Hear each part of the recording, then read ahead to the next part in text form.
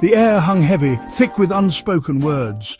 I stared at my reflection, a stranger staring back. My secret, a tangled mess of guilt and desire, was eating me alive.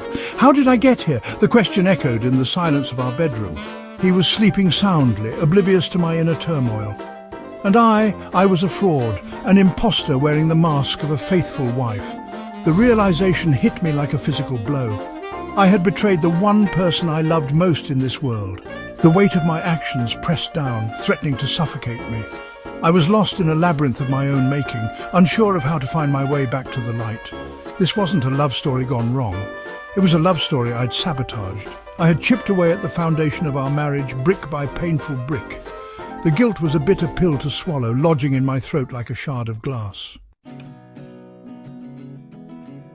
It started subtly, an innocent flirtation, a harmless distraction from the monotony of everyday life. He was charming, attentive, everything my husband wasn't at that moment. Our conversations were effortless, filled with laughter and shared interests. I felt seen, heard, desired. Somewhere along the way, the lines blurred. The emotional connection morphed into something more physical, more dangerous. I justified my actions, telling myself it was harmless fun, a way to reclaim a part of myself I thought I had lost. I was unhappy, unfulfilled, and I convinced myself that this was what I needed to feel alive again. The spark in our marriage had dwindled, replaced by routine and unspoken resentment. We had settled into a comfortable complacency, forgetting the importance of nurturing our connection. Communication had broken down, replaced by misunderstandings and unmet needs. I longed for adventure, for passion, for someone to see me as the woman I yearned to be. I craved validation, attention, a reminder that I was still desirable. And in my moment of weakness, I found it in the arms of another. The guilt was a constant companion, a shadow that followed me everywhere I went. It gnawed at my conscience, whispering reminders of my betrayal with every stolen glance, every secret rendezvous. I was living a double life, and the weight of the deception was crushing. Sleep offered no escape, my dreams haunted by visions of discovery. I would wake up in a cold sweat, my heart pounding in my chest, the echo of his name on my lips. The guilt manifested physically, a knot in my stomach, a constant tension in my shoulders, a persistent feeling of nausea. How could I do this to him? The man who loved me unconditionally, who trusted me implicitly. The thought of his pain, the look on his face when he inevitably found out, was unbearable. I was drowning in a sea of guilt and shame, desperate for a lifeline, a way to undo the damage I had caused. Section 4. The Fallout. A bridge set ablaze. The truth, like a runaway train, couldn't be stopped. It crashed into our lives, shattering the fragile peace we had built.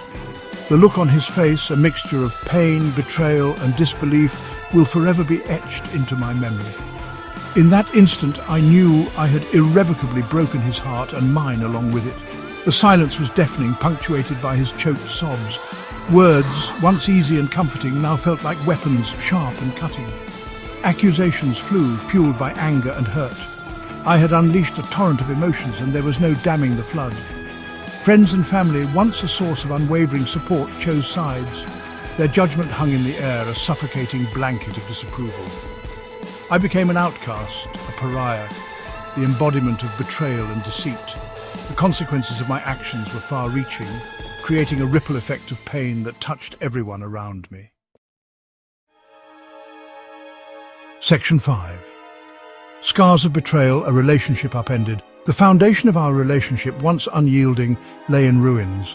Trust, that precious commodity, had been shattered into a million pieces. Moving forward felt impossible. Every step forward met with the sharp sting of his pain, the constant reminder of my transgression.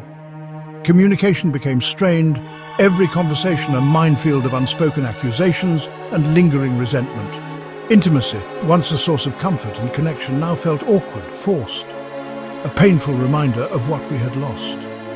The laughter that once filled our home was replaced by an oppressive silence, a constant reminder of the chasm that now separated us. The life we had built together, the dreams we had shared, now felt like distant memories, faded photographs of a happiness that seemed unattainable.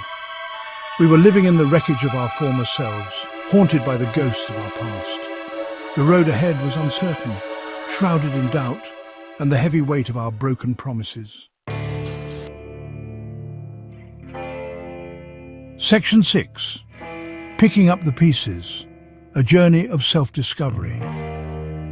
In the aftermath of the storm, I was left to confront the wreckage of my choices. The man I had betrayed was gone, leaving behind a gaping hole in my life. I was alone, facing the consequences of my actions, and the reflection in the mirror was no longer familiar. The journey inward was painful, forcing me to confront the darkest parts of myself. I had to ask myself the difficult questions.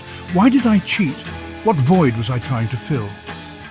The answers weren't easy to swallow, revealing insecurities and unmet needs that I had been avoiding for far too long. Therapy became my sanctuary, a safe space to unpack the emotional baggage I had been carrying for years. I delved into my childhood, my relationships, my deepest fears and insecurities, searching for the root of my self-destructive behavior. It was a long and arduous process, but gradually I began to understand the motivations behind my actions. I realized that infidelity wasn't just about seeking pleasure or excitement, it was a symptom of deeper issues within myself and my marriage. I had to take responsibility for my choices, acknowledge the pain I had caused, and commit to doing the work necessary to heal and grow.